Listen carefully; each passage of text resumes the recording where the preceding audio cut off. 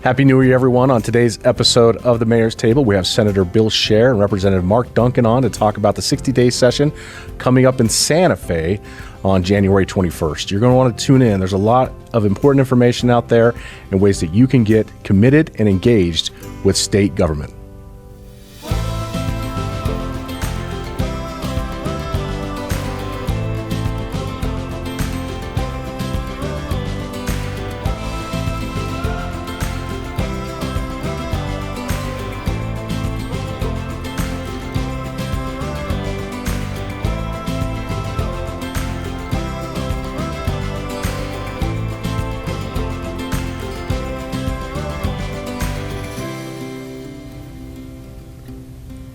Happy New Year, everyone, and welcome to the Farmington Mayor's Table. I'm Farmington Mayor Nate Duckett. With me today, we have two of our state elected officials joining us to kind of give us a rundown of things that we can anticipate in this 60-day session that starts January 21st.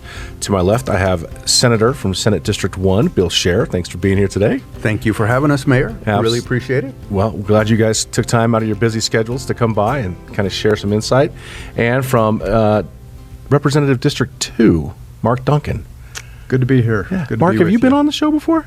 I have not, sir. Bill, I think we've had Bill on, right? I don't think so. We did one from the Capitol. Oh, yes. We definitely from the Capitol, yes. Yeah.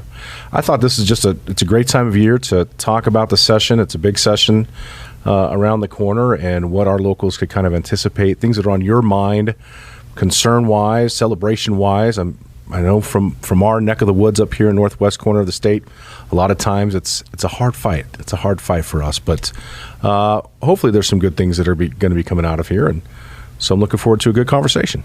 All right. Good. Bill. So I want to start off with the budget. So we're going to have about a $10.8 billion budget this year. How does that compare? Well, it's actually a 61% increase over the last 5 years. Wow. So, we do these budgets, it's only 4%, it's only 8%, but you go from 2019 to now, 61% increase.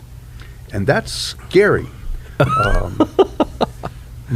Almost all of this money comes from the oil and gas industry. We essentially have one taxpayer in the state of New Mexico. Yes, I know it's made up of many little taxpayers. Sure. But the oil and gas industry has paid for almost everything in the last 5 years, and this tremendous increase. The question is, how much longer can they do that? Right. Well, we're the number 2 producing state for natural gas in oil in the United States right now? Yes. Number 2, just behind Texas, but we also have the cleanest barrel of oil. The cleanest barrel of oil produced in the world comes from New Mexico. Clean because the oil's clean, but also clean because of the way we produce it. Well, that's always the question I have when we talk about states like California or Colorado that want to shut down, United States produced oil and gas. Is their willingness now is to go overseas, and you're getting a less clean product, and it's the production of it and the means of manufacturing of it are less safe for their workers. And that's why I'm like, why would we not want to do this as much as we can while we can do it right here in the United States and benefit from those $10.8 billion, of which nearly 50% does directly come from oil and gas. Yes. Yeah. I think one of the things that we, the progressives, and I'll say it that way, most moderate Democrats understand perfectly where our money comes from. But the progressives seem to forget that that's what pays the bill. Every time they bring a bill forward that they want to shut down the oil and gas industry, I ask the simple question: put down your pen. When you're riding a bike made out of rubber, or made out of either wood or rock, then I think you can talk about this. But until you stop getting in your car every day, until you quit putting makeup on every day, until you quit using the pen you're using to write with and the computer, then you can't talk about this. You can't talk about shutting it down, because our budget comes directly from that, and everything we wear, eat, drive comes from oil and gas. Yeah. Some part of it. That's right. And any attempts that have been made, and it's been proven in California, all of these attempts, and by the way, the policies that we're trying to initiate here, you guys are in Santa Fe. I'm only there for a short period of time, but looking at the individuals who are from California, are in Santa Fe, influencing our elected officials with those policies, the cost of living in California is twice, 3 times what it is to live in the state of New Mexico, maybe more. And that's in my opinion, one of the biggest reasons is the energy policy itself. It affects the cost of everything. Yes. And Bill, how long have you been in service now? 24 years. All as a senator? All as a senator. All as a senator. And Mark? About 26. 26 years. Mm-hmm. I started out as county commissioner. So including the county, yeah. Mm-hmm. Mayor. Mm-hmm. Yes, sir. Yeah. 26 and 24 years, that's 60 years. Is that right? Or 50 years? It's 50 years. Sorry. Yeah.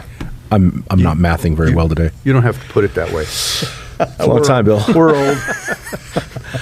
But from your perspective, because to me this is the biggest issue, one of the biggest issues we face as a state is this not recognizing where our jobs are actually at besides the public sector. When we talk about government jobs in the state of New Mexico, I think those are the number 2.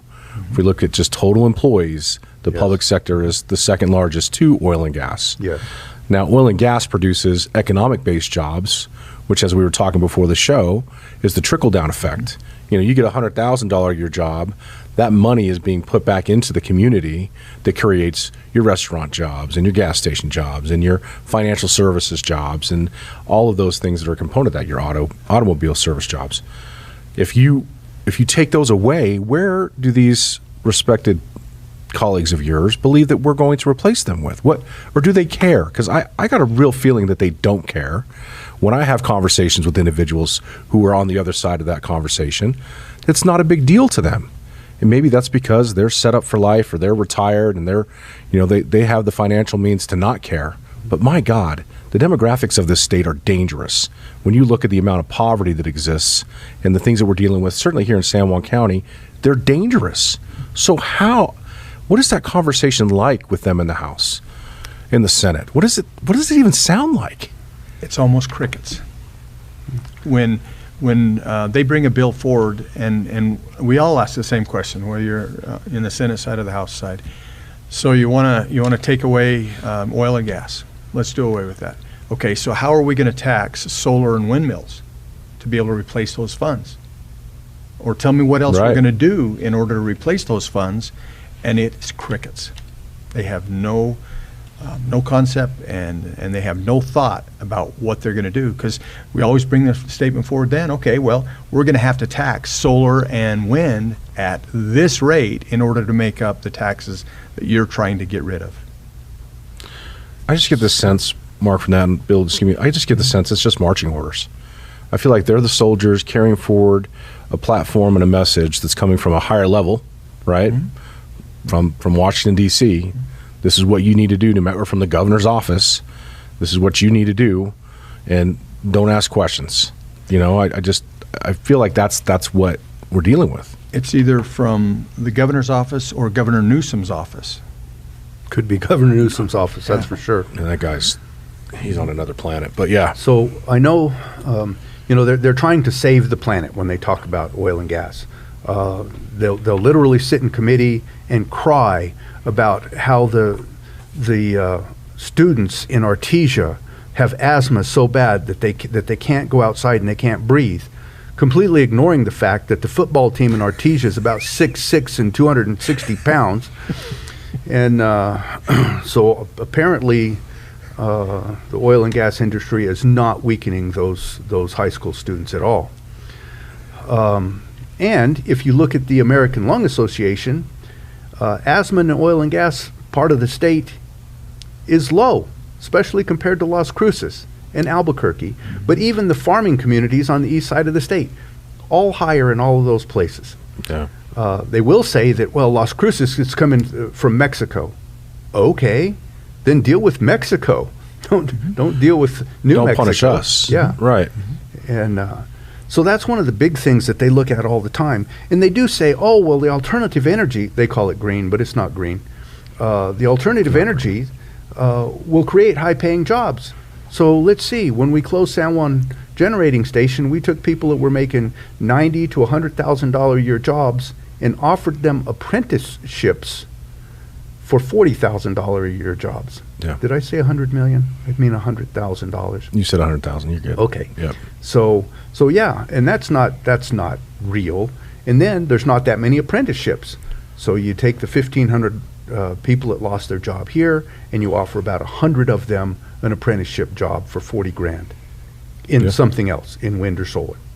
So it's insane. It's absolutely insane. I mean, it's one thing when you would have a state that has a very diverse and robust economy that is built up by the private sector. So if we had a large manufacturing hub in New Mexico, where if we had auto manufacturing, for example, individuals moving from the coal mines go to the auto manufacturers, that's one thing. There's just this huge gap between energy, government, and then everything else. So that's the other part of it too. I just can't fathom that. I've used the example, like, my wife is a nurse. She's built up a skill set that, and her labor affords us our ability to pay our bills, send our kids to school, do all those great things. If I just showed up tomorrow and said, honey, I'm tired of you being a nurse, I can't have you do it anymore, you're done. Well, what do you want me to do? I don't know. Well, how are we going to afford to live here? I don't know. I mean, that's how I feel like the attitude is. Well, we don't know what's going to happen next. We knew exactly what was going to happen when they shut down San Juan Generating Station. We knew exactly what was going to happen when they shut down Navajo Generating Station. It was laid out for them. And I want to just say Chris Hunter and the group putting together the Real People, Real Jobs campaign, I mean, we filled Santa Fe with coal miners and power plant workers and said, these are the families that you're going to be sending out of our state, because that's the reality. And that's what we've seen happen, certainly on the western side of San Juan County. The amount of homelessness now within CCSD school district is overwhelming. It's 400% increase. You're talking to the mothers out there. The fathers are living elsewhere now, sending checks home. I mean, so you've torn families apart in New Mexico for what? For what? For higher costs of energy.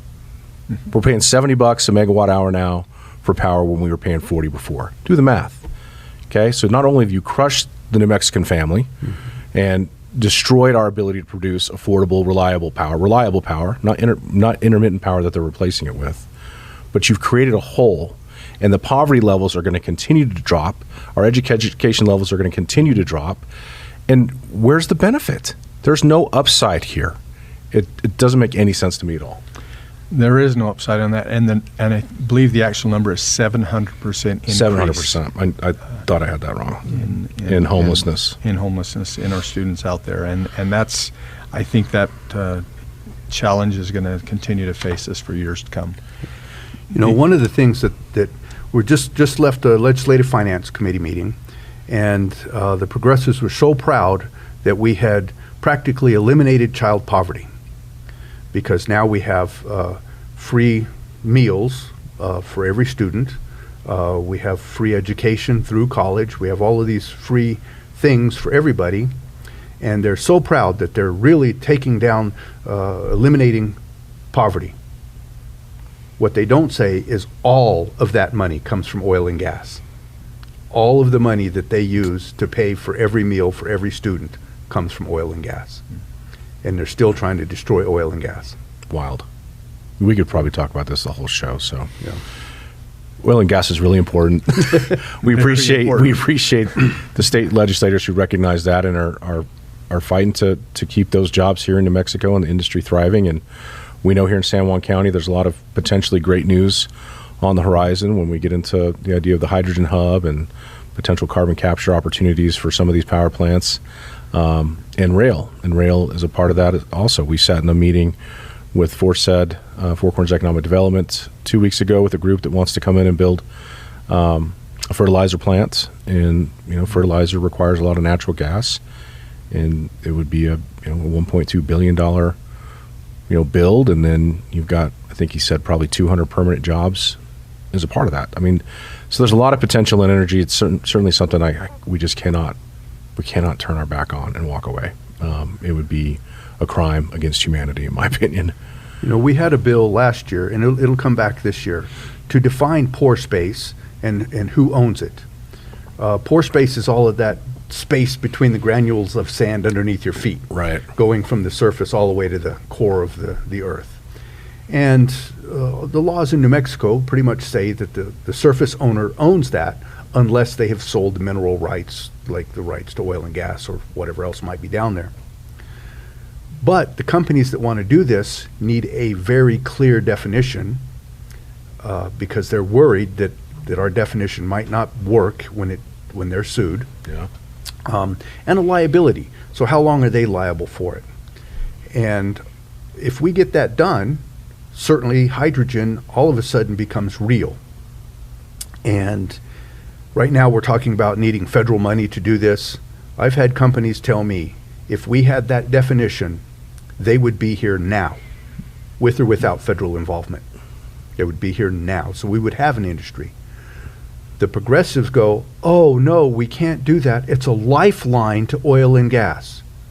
My comment is, no, it's a lifeline to the citizens and a lifeline to the budget for New Mexico. Amen. I completely agree. And of those states who've enacted those things, Wyoming, I believe, has got a... Wyoming and Louisiana are the two big ones, yes.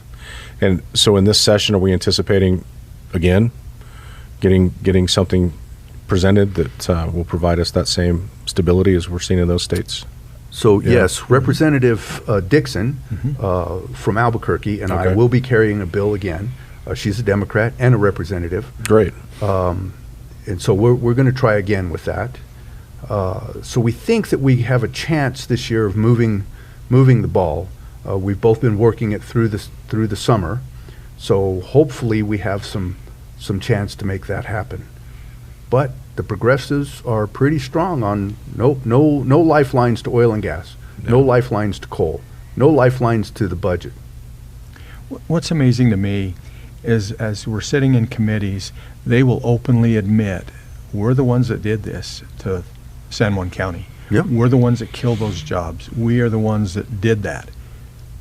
And some of them will say, we've got to help them. Others will just say, we're the ones that did that. Right. That's it. No lifeline for any of the workers that lost their jobs at all. What else is going on in the budget that we need to be paying attention to? I mean, I always get the feeling that when there's more money, there's going to be more hands reaching in, trying to get it. So yes. I know we mentioned before the show just a couple of those things. I think it'd be interesting to, what other ways are they trying to open up public dollars to serve? You know, one of the things that we actually did, which is good. So last year and the year before, we had a $3.5 billion surplus, all oil and gas money. And there's certainly a huge push to squander $3.5 billion.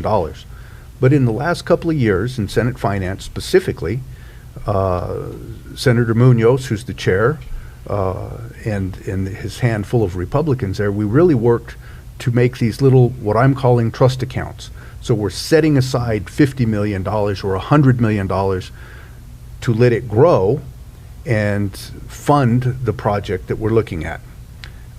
So that has really been helpful, because one of the things it does is it evens out how our budget's going to take hits, because it will take hits. The price of oil and gas will go down. So it's really helped to even that out. And so essentially what we did is we squandered about $700 million instead of $3.5 billion. And I think that's good. I think that we really did some good things there. Those controls, I think, are really important, just for the long term, as you said, sustainability of our budget. You've got to have those rainy day moments built in there. Yes. Yeah. In talking with this last weekend budget, one of the questions I asked was, at what point in time and how much more do we need to put into these funds to make our investments to where they can replace oil and gas? I don't know that I still believe what was shared with me, but they said when oil and gas, by the time it goes down in 10 years, our investments will be able to replace oil and gas. Senator, I don't know if I believe that yet, but every year that we put money into investments, a savings account, as opposed to spending it, because there's all sorts of social programs out there. They'll take every dime and spend it. Yeah. But every time we can put a 50 or 100 million or 200 million away in one of those investment accounts, I'm all for it. Everybody's got a need, and everybody wants government to fill it. Yes. That's the one thing I have learned the most. Yes. Yeah. Yeah.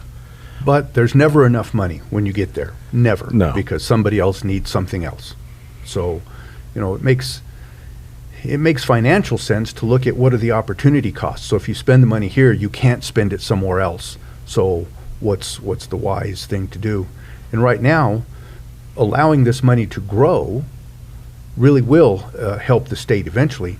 Our land grant permanent fund really was about paying for schools after the resources of the state were gone. That's how it came to be. They came in place in 1910, 2 years before we actually became a state, for that purpose, Wow. to pay for the schools. Well, education's a big part of the budget. Anything changing coming down the pipeline as far as that goes? I mean, you mentioned the fact that we've really opened up, whether it's feeding our children, we've increased the pay for our teachers.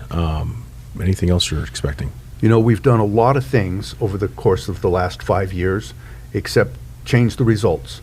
So we've spent a lot more money on school facilities. We've spent a lot more money on programs. We've spent a lot more money on payroll. We're feeding all the students, and our results have not changed at all. It's been about 45% of the budget forever, and it's still 45% of our budget, education, and no results. And that's one of the things that we actually asked about. What has all this money purchased for us? And the answer is nothing. I miss Mississippi. Mississippi is When now, they used to be below us. Mississippi, we took their spot, and they took they're at 25 right now. Yeah, they've moved up. They have done some incredible things, and we've done a few of the things that Mississippi has done. But I truly believe until we put God back into our lives, until we put the family back together, we are never going to get where we need to be with our education. No, that's a great statement. Our poor teachers, they're no longer just teachers. They're mom and dads, they're counselors, they're mental counselors, they are everything to that child now. They're laundromat, they're washing the kids' clothes, they're feeding them. Yeah. And so we've got a huge problem on our hand until we do something for the family, and I'm not sure exactly what that needs to be either, but I don't think our education will change that much, and it will. There'll be bright spots because there's lots of schools in the rural parts that are doing great. Mm-hmm. You take Albuquerque Public Schools, and there's a lot of problems. Sure. Well, we sat in it was a governor-sponsored panel here a while back with state and local law enforcement agencies, and a lot of the questions coming from the crowd directly about education and things happening in the schools, or bad things happening to their kids. And every one of the questions that came out, I wrote down on my piece of paper: root problem, family. Mm-hmm. That's the root problem. Mm-hmm. If the mom and dad aren't taking, or in many cases just a mom, aren't making education a priority in their children's lives and are engaged in it, then we're just going to keep going down this road. But they're not placing. I say they. Look, we have great families in New Mexico. I love our state, but I do agree the correlation between education results is coming directly from what's going on in these kids' households. I feel very moved when I talk to a teacher and she describes for me some of the issues her students are going through at home, and I just, it's unbelievable. Yeah, 25 years ago, we have to inspect the jail as county commissioners, and both the juvenile and the adult side. And so when we got to the juvenile side, I asked them to line those kids up, both on the men's side, or the boys' side, and the girls' side. And I walked down and I asked them all the same question: tell me where your dad is. Over and over and over again, my dad's not here, my dad's not here, my dad's not here, my dad's in Oklahoma, he's in California, he's in Albuquerque, he's wherever. And then I would go back and I'd ask them the second question, and I say, tell me what your mom does. She works all day, then she comes home and she gets her second job and leaves for the evening.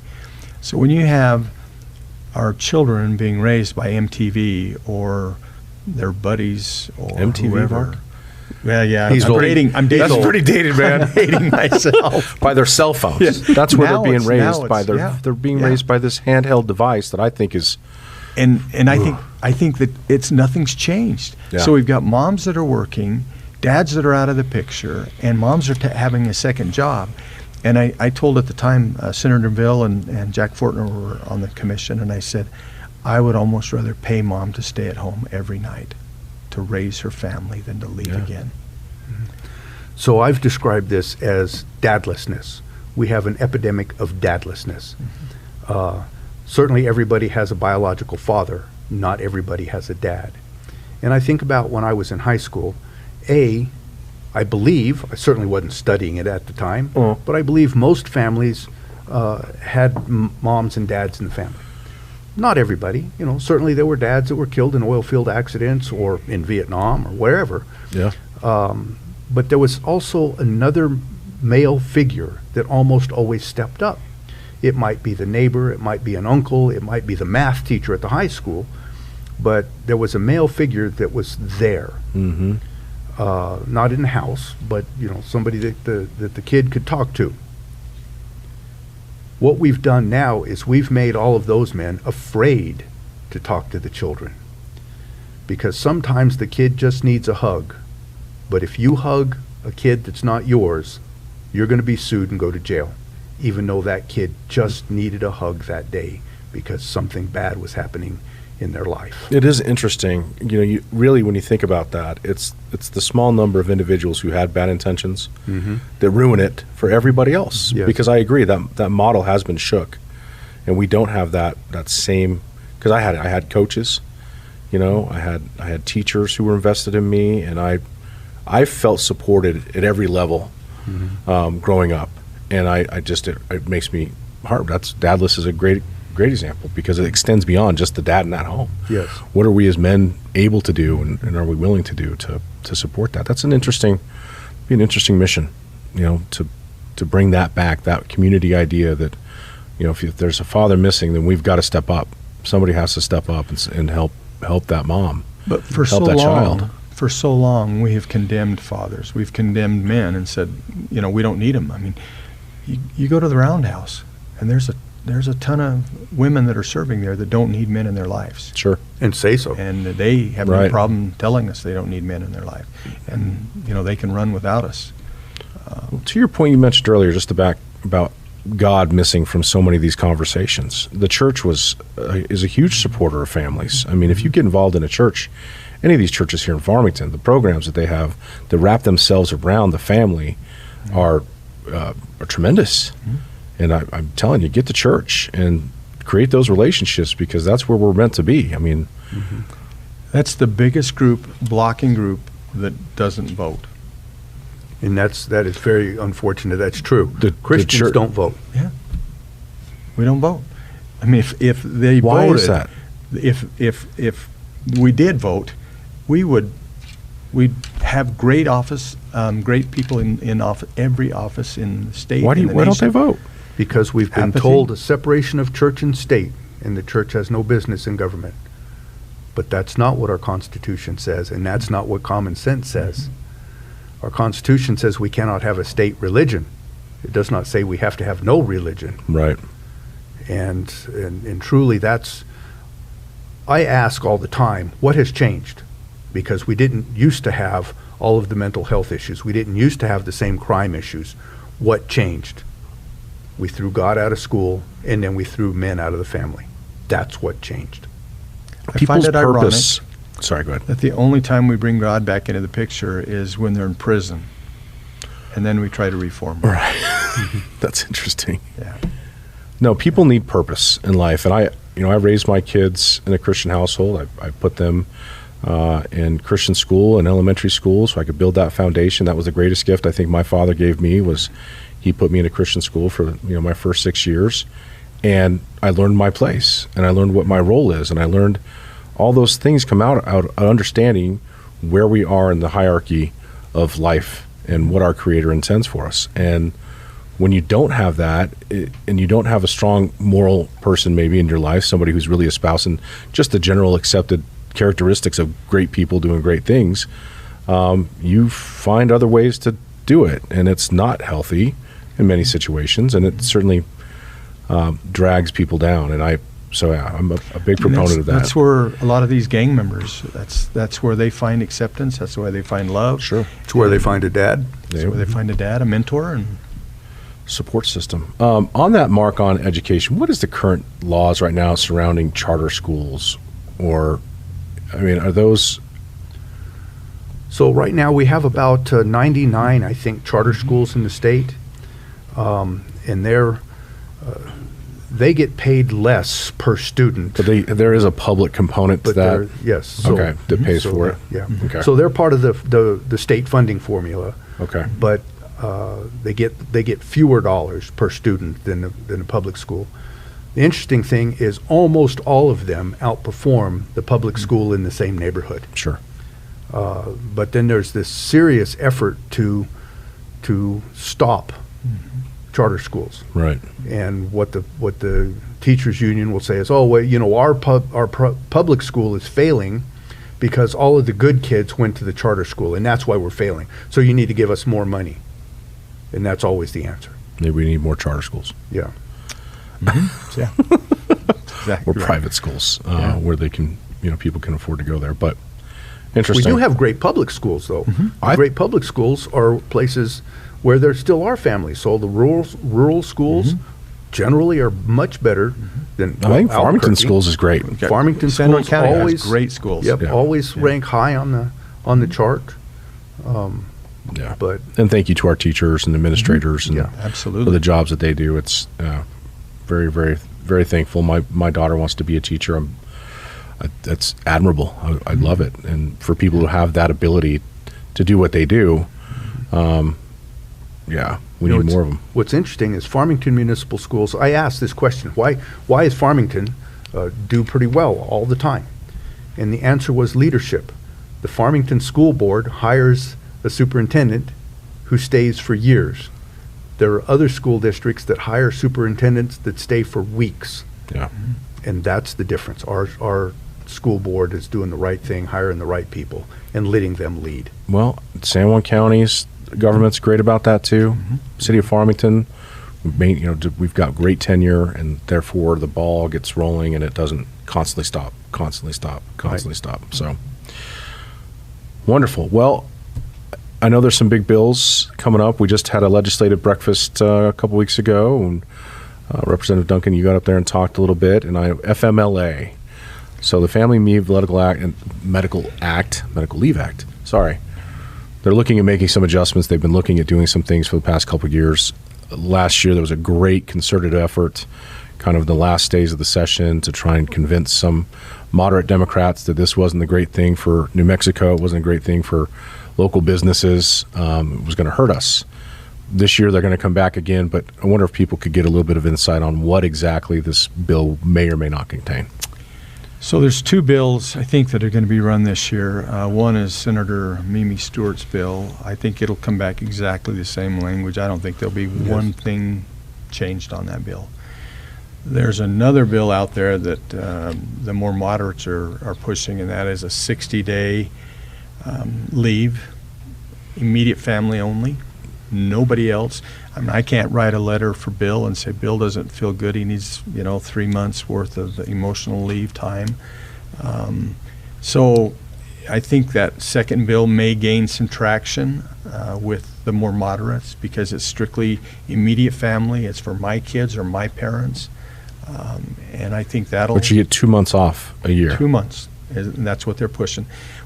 We've talked about this, and it's called the weekend bill. It's what it's called in other states. It goes broke the very first year. I think we saw Minnesota went bankrupt in the first year. Washington. And what our somehow we have the brightest economists in the nation because they say it's not going to go broke. And in fact, it will go broke the very first year. Well, explain how it's even funded. I mean, so from an employer standpoint, right? If this gets enacted, I'm going to pay a portion of portion of their pay, and the employee pays a part of their pay into a state fund that also has some additional state funding in it. Yes. So this is the largest tax increase in the state of New Mexico history if this is enacted. Oh, wow. Absolutely. That's one way to frame it. Yeah, it is. And small mom and pops are just, they're beside themselves.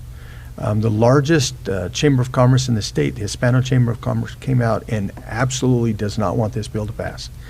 They get it. So let's say I'm the owner of the company. I have 2 employees. One of you decides to take off, if Senator Stewart's bill passes, 90 days. 12 weeks. 12 weeks. I got to hire somebody to take your place. Sure. And then I got to fire you as soon as that employee comes back, or I got to keep you on. No employee is going to want to show up for 3 months worth of work knowing they're going to get fired just because they were hired because somebody went on leave. Yeah. So I've either got to lie to that person and say, I'm going to hire you and then I'm going to let you go. The tax increase is 4% for the employees, I think, at 5% for the, or 5% for the employee and 4% for the employer. And then the rest is a state fund. And Washington, Minnesota, all of them, Illinois, have all, the first year it went broke, then they had to pony up again. Washington State had to pony up $300 million more.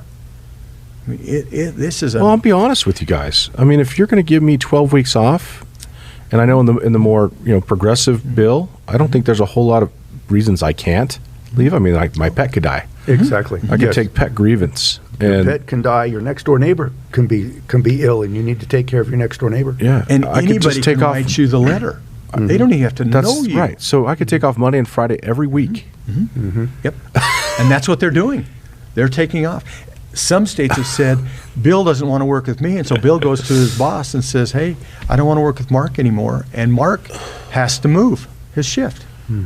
I just in a world where I literally just drive down the street and see help wanted signs everywhere. We're trying to get people go back to work. You have to go to work. That's what makes this country run. That's what allows for all these great things that you enjoy in this quality of life, is people working, creating wealth so that they can go spend their money and create wealth for other people. I mean, that's kind of what the system looks like. You're basically telling people now that if you are working, we don't want you to work. Yep. And Congratulations. We're going to pay you. We're going to pay you. Yeah. No sweat off your back. Your lifestyle's not going to have to change, but your employer's lifestyle is going to change, and it's going to impact the workforce big time. Absolutely. This is just who's asking for this?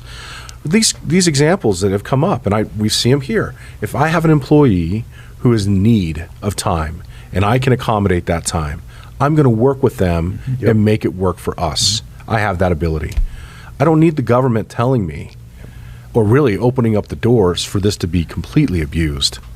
I mean, What did Ronald Reagan say? 9 words that ought to fear you the most. Hi, I'm here from the government. I'm here to help. it's one of my favorite ones. Yeah.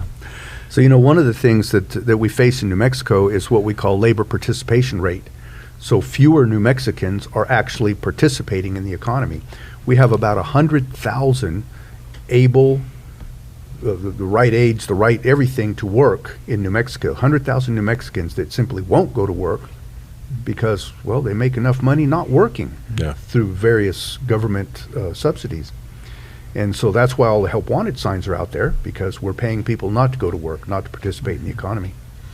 And then all of a sudden now, as independent businesses, we're going to have to hire 1/3 or more people than we really need in case somebody leaves. So you're going to pay people you don't need. And what that really results in, and we've already seen this in the fast food restaurants, is fewer people and more kiosks, more automation. Sure. And so now you've got fewer people that are even allowed to work because they're going to be replaced by somebody that doesn't take paid family medical leave. Industry's going to react. That's exactly right, and they'll just replace those jobs with something else. And I remember a world where, in my heyday as a child, the conversations about what are your dreams, what do you want to aspire to be, what are you going to do to be able to achieve those things, how are you going to have that lifestyle, how much money are you going to have to make in order to have all the things you want. You want the Maserati, you want the big house, you want to be able to take care of your family, send your kids to college so they don't have any debt. Well, you got to go to school, and this comes back to what we talked about earlier. What's going on in the family household right now, and the dadless component of it, and the godless component of it.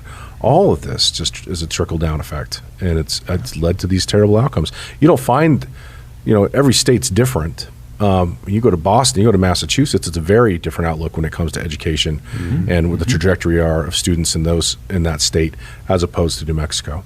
But we have all this money, guys. We got all this surplus of money. Money isn't the answer. That's exactly money isn't the answer. We quit telling our kids that you can do hard things. Yeah. We say it's okay to sit on the couch. And that's wrong. We need to tell them you are going to do hard things, and life is rough. But at the end of the day, it's a great life. And if you work hard, you're going to be successful. What Benjamin Franklin said, success is dressed in coveralls and sweat. Somehow we forgot that. Yeah. You know, one of the other things, we have the opportunity scholarship now. So it's essentially tuition-free education in New Mexico, tuition-free college in New Mexico.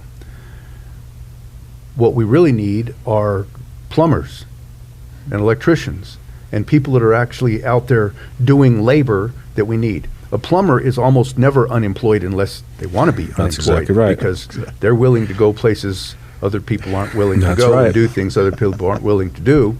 And it's the same with welders and electricians and all those folks. But we're telling them that they need to go to college and get a degree in interpretive dance, which of course pays nothing. Yeah. But plumbers, electricians, and welders can make a lot of money. No, and that's really critical where the community colleges come in. And I know San Juan College has done a good job of offering those kind of programs, but it's encouraging students to go in there. And really, I mean, I'm sure when you guys were kids, you were working with your dad on things around the house. You were working on the car. You were doing stuff with your hands and learning how motors work and how does electricity work in a home. And you're doing all those things. And now that's not the case anymore. I'm guilty. You know, if something goes on in my house, if I look at it, I'm probably going to call a plumber. I'm going to call an electrician because I don't want to get hurt or break something. But it doesn't help my kids, you know, who now are like, well, Dad just calls these folks, and that's what they come and do. Well, listen, maybe you should consider it, because when a plumber shows up, it's $175 to knock on your door, and then after that, it's $100 an hour, and there's nothing you can do about that. If you got to have this thing fixed, you're paying it, and there's not a whole lot of difference between plumbers and what they're charging right now because they're in such demand. There's waiting lists. Every one of these companies in town right now have waiting lists of people and who need their services. Yeah, it's a great position for them to be in. But the question is are we encouraging kids to go in the right direction as opposed to just paying for tuitions for, sociology degrees? Yeah. So, if your mindset is I really want to be a doctor, I really want to be an engineer, then great, go to college and do that. But if you're just stumbling around and you're not sure, well, do something at least in the meantime. Go learn something. Yes, go learn something. Yeah. And you're right, San Juan College is great at that. There's so many things you can learn at San Juan College. By the way, it is the superstar of the higher education in New Mexico. I love to hear that. And nobody disputes that. That is every time I've been down there and talked to folks, other representatives or senators from other places, they always bring up San Juan College and what a jewel you guys have, because they don't have that in their community, and it took a lot of vision and effort, and Dr. Henderson's legacy is going strong, man. I love it. All right, education, FMLA is going to be expensive. Businesses, if you're pro-business and you want to see business expand, that's the other part about this too. It's economic development. Do we want to attract businesses to New Mexico or not? Because the way that we have things set up right now with gross receipts tax and things like this that punish businesses for hiring, it makes it difficult to attract the proponents private investment. The proponents of the paid family medical leave will say, oh no, we have to help people. If people thrive, then businesses thrive, and so we're pro-business. That's literally a talking point. Except that's not the way it works on the ground. But that's their vision. That's what they see, is that we have an obligation to help people. And they ignore the fact that the mom and pop businesses all over New Mexico are going to be crushed by this. And the big businesses, the Amazons, don't care. No. Well, I'm sure you guys, maybe you agree or disagree with this, but I truly believe the playbook is to destroy the mom and pops across the United States so that it's easier to regulate the big companies that are buying up everything. It's much easier from a political standpoint and a government standpoint to deal that way. And that's where in the oil and gas markets here, you've had all these small mom and pop producers that have been around for a long time. They're really taking the brunt of all of these regulation changes. Yes. The other bigger companies, they can handle it because they're making good money. So, yeah, it's sad that we're playing that game right along with all these other progressive states.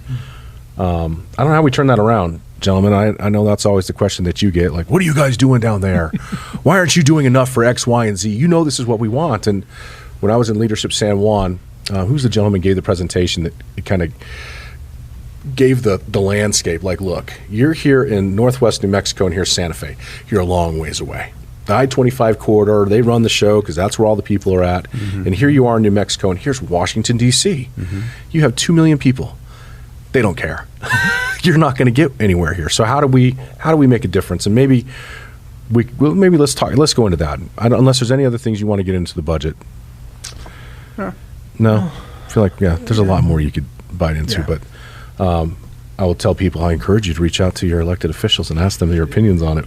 Absolutely. That's the thing about it. Unless we get a text, unless we get a phone call, we do not know. And I would encourage everybody, if you're a business owner, go to Santa Fe when they're doing FMLA.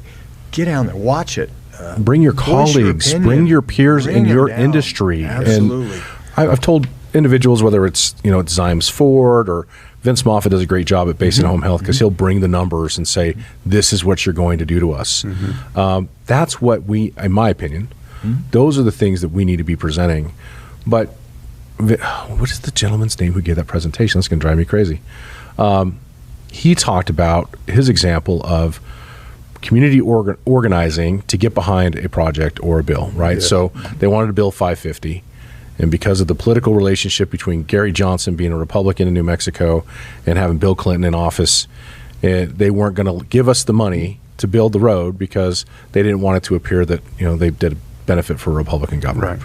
Well, somebody here got together, organized all of our active members of our community, and they just started calling to the point that it just beat everybody down. And they said, okay, fine, build the road. We'll give you the money. And I feel like when we see some of these bills come through, for example, the shutdown of San Juan Generating Station, there was such an outpouring of these groups who, by the way, most of them don't live here. Some of these larger NGOs who are paid by billionaires who don't live here, they are the ones who brought the voices to the table, said, you have to close this power plant down. You're killing everybody. And then those who show up and say, no. It's a much more quiet voice. So a louder voice that's bringing actual, the people who are being affected together and take them to Santa Fe. That you mentioned during the legislative breakfast, the doctors who showed up to talk about med-mal. Another big issue that we're facing as a state is the fact that right now you can sue the pants off of the hospital. And by the way, private industry in general can be sued out of existence the way our current state structure exists. And the doctors showed up in their white jackets and saying, no, we stand here. We are your providers. You're pushing us out of the state. You're limiting the number of doctors and providers that we can bring in the state. You got to put some restraints on this. One of the big things is we talk about universal health care. Well, what they're really talking about is universal payer, because we're eliminating health care completely because of the insurance costs. And the insurance costs are because of these nuclear lawsuits that literally destroy businesses, destroyed the hospital in Gallup. It's a big hospital that now has an emergency room. Right. Because they can't afford anything else because of a lawsuit that destroyed them. And who did that help? Well, it certainly didn't help the people of McKinley County. No. It didn't help the people of the Navajo Nation. It didn't help anybody except an attorney. So what do we do? So med-mal was so bad after the legislature intentionally chose attorneys over doctors. That's exactly right. And then doctors started to leave, and then people started to complain. The doctors did show up on what they called White Coat Day, and so you could tell they were doctors because they were all dressed like doctors. Yeah. And they made a big deal out of just being present. And so we changed the med-mal a little bit that year so doctors could stay. But we didn't fix the problem. And the problem is still there. New doctors are not coming to New Mexico. The doctors that are here because they've been here for a long time. And when they retire, they're not going to be replaced. And there's a lot of them retiring. Yes. Retirement is now. Yes. Nurses and doctors, and we're not seeing the numbers.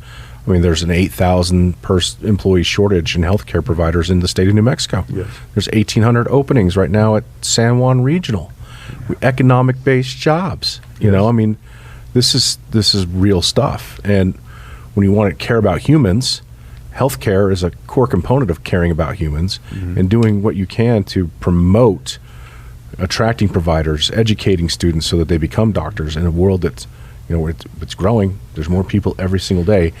And by the way, on the other half of that is the obesity levels and all the other things that we're dealing with that aren't getting better.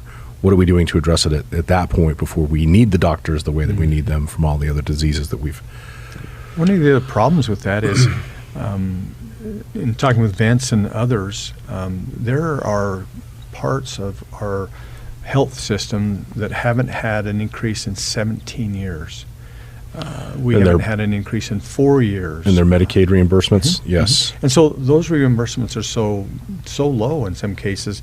Doctors are saying, I won't take anymore. I'm done. Yeah. I'll take the guy that can walk in, good private insurance, pay cash, and that's better than what they're getting. And so consequently, we need to do a better job. If we can quadruple our money by bringing that up and using federal dollars as well, we need to do that. And we need to do a better job at it than we are doing right now, because I'm going to talk with Secretary Armijo today strictly about that and what we can do and why we're not doing it. But when you've got companies that said, we haven't had an increase in 17 years, we're about ready to start closing our doors for folks because we can't take care of them, because why should we continue to take the loss as a private business? We're just going to close our doors and say, we're done. We're done with that part of it. So in our budget last year, we actually did increase Medicaid reimbursements to some doctors, but not all. And so we didn't do anything for any of the specialists. So, the cardiologists or the ENTs or anybody else, they did not get a Medicaid reimbursement raise. Family practice doctors did. That was good. But you still need all of the specialists as well. And it's still not the same level as commercial insurance used to be, because we were also trying to destroy commercial health insurances too on a national level. Yeah. And so it's still not enough to make the difference. But it's the medical malpractice suits that really make the difference for our doctors, because they don't even have to do anything wrong, just the accusation, and all of a sudden they are now in for hundreds of thousands of dollars just to prove that they didn't do anything wrong. Yeah. And insurance companies are looking at this and saying, hey, you know what, your deductible is $100,000. Pay the $100,000 because we're not going to defend you. Because we might lose, and then it's going to be $100 million or whatever the insane numbers they come up with are. There's some wild numbers out there. Yeah. And what we've done, we're raising a whole generation of people who are driving down 550 or I-25, I-40, and it's constant barrage of billboard signs asking you, have you been injured? Yeah. Call us. I mean, if there was one thing I would ask you gentlemen to do, would be to end that, to make it illegal for attorneys to advertise at that level.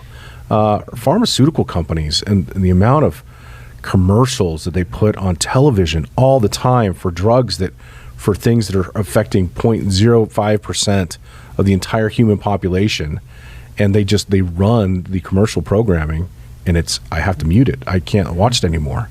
And the other night I saw one, and the language they used to describe the side effects, they were using body parts that I wouldn't want my kids to hear on television.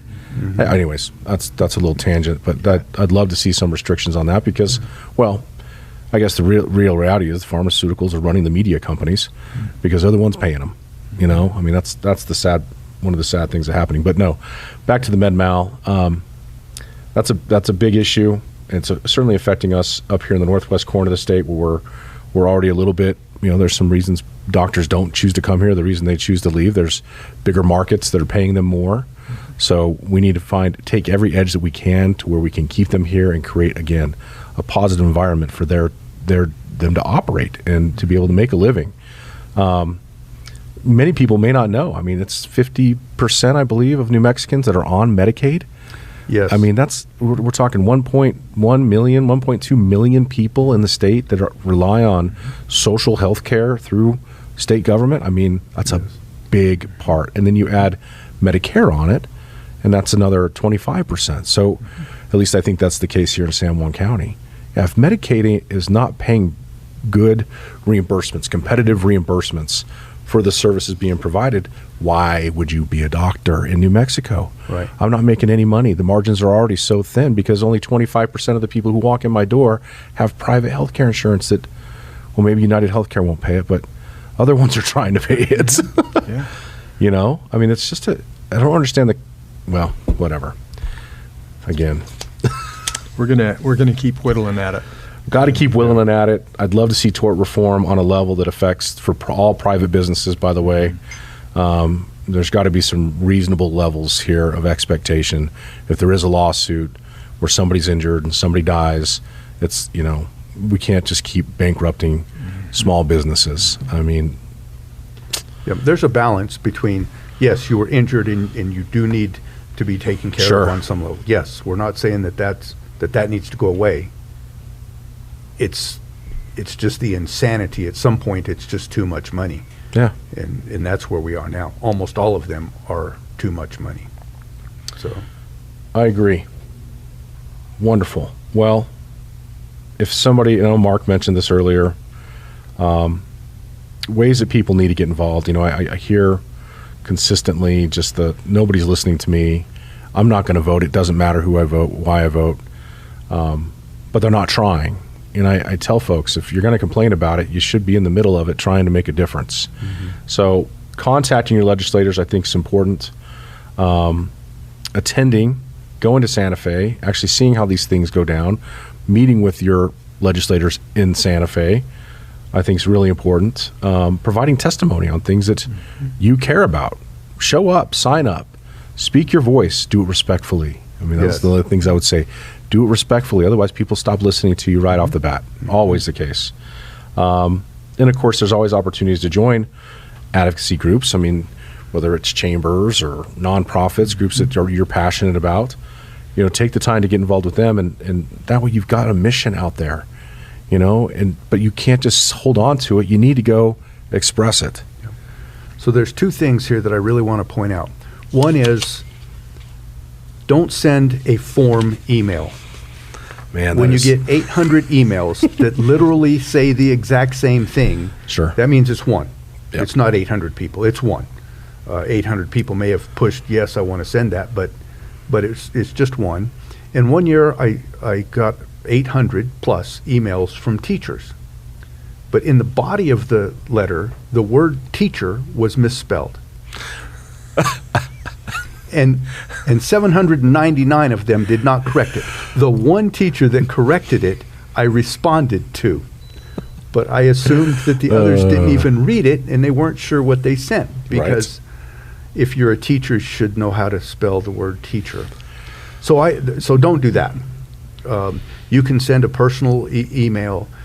You should also keep it to one subject. So you get these emails that go on and on and on about everything. Well, okay, I can't fix everything. Tell me what you want in the one thing. I mean, you can send multiple emails, but one at a time. But the other thing, and you mentioned this, is show up as a group. If you show up just by yourself, yes, you can knock on doors and tell people, but you're one. When the doctors showed up and there were dozens of them, they didn't all have to speak. They were there, and you knew they were there. When the miners showed up and there were dozens of them and they were wearing their mining uniform, right, then you knew who they were and you knew why they were there. You didn't have to talk to all of them. But just one person showing up by themselves. Certainly you want to come and visit Senator Scherer because you're from Farmington, and okay, that's good.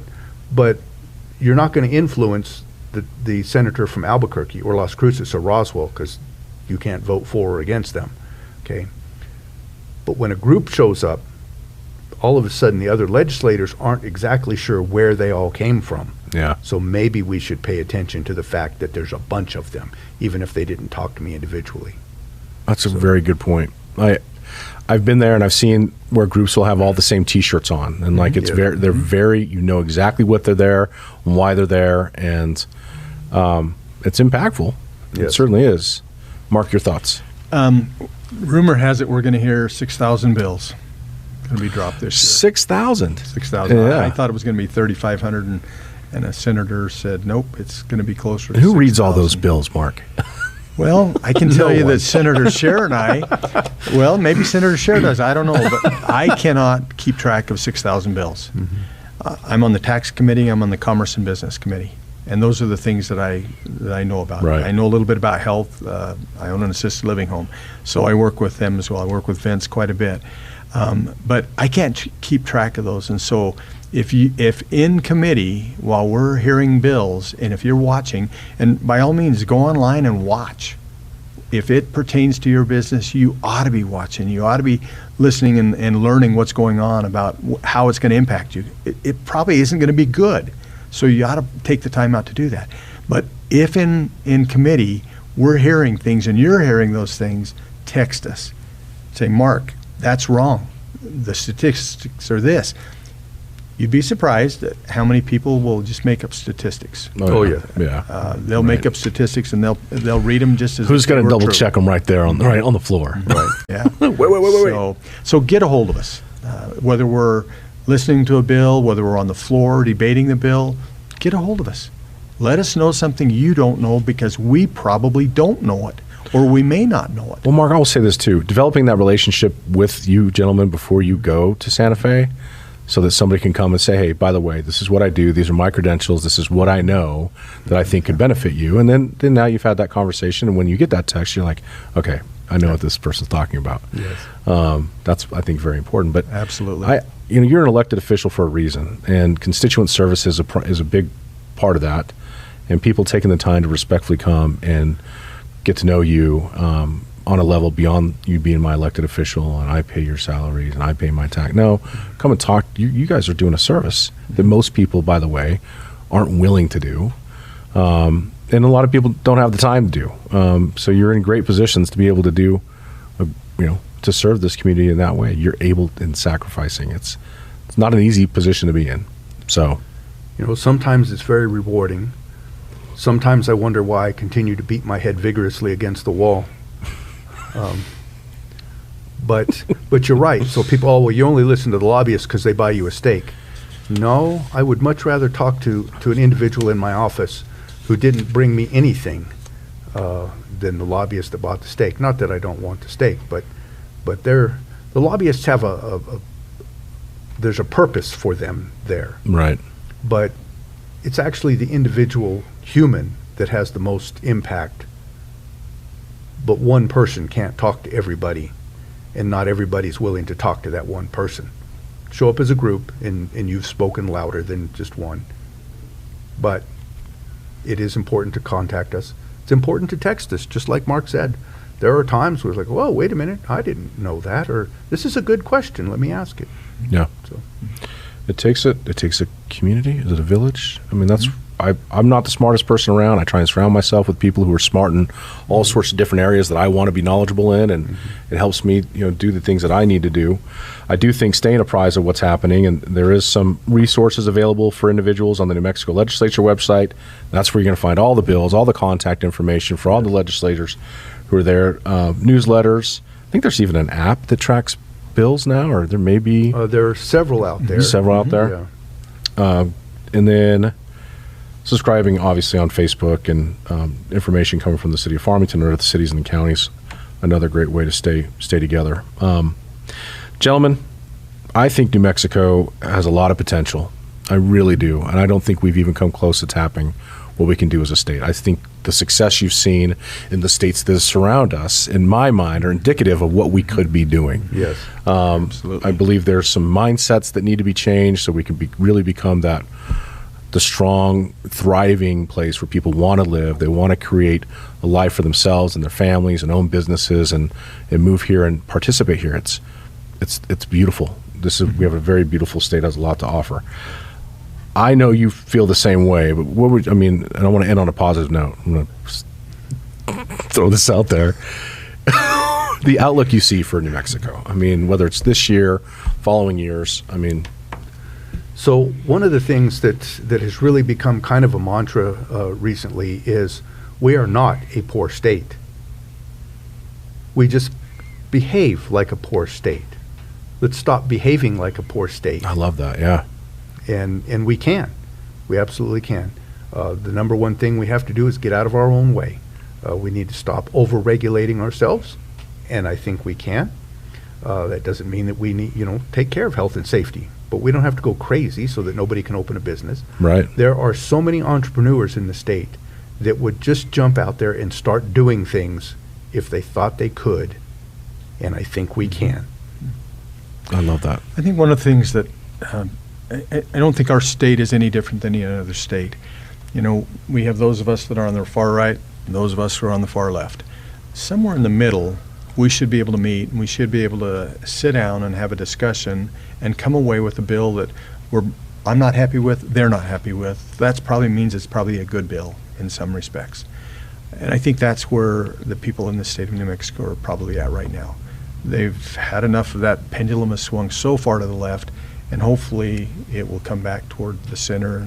And hopefully, as the summers, I was the poster child for Farmington, San Juan County outdoor recreation, and so I've missed a lot of my meetings this summer recovering from a mountain bike accident. But as I've made some of those, and as I've talked with them on the phone, some of those elected officials, that's where they're saying, look, we want to come back more toward the center. There's some common, and I believe that we all have more in common than we do apart. Absolutely. And so let's find what that common ground is. Let's work toward that common ground, and let's make some bills and pass some bills that are good for the people in the state of New Mexico, and I think we can do that. Yeah, I would love for legislators. I wish I had the feeling, and I get that from you, from our local ones here, but when I've been down there and just heard other ones talk, I'm like, where are you from? Are the people in your community really giving you that feedback that you're carrying right now? Are you sure you're doing it for the right reasons? I worry about that. But Tim Gibbs, who's our new Four Corners Economic Development Director, when he came here from Kentucky, he used the word win.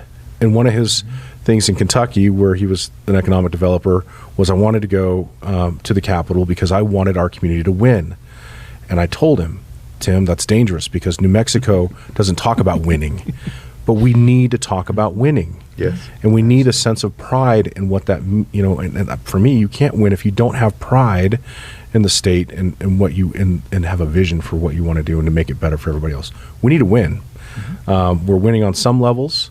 I think we win in the northwest corner of the state because we're pretty sustainable with things we're doing up here, regardless of things happening in Santa Fe.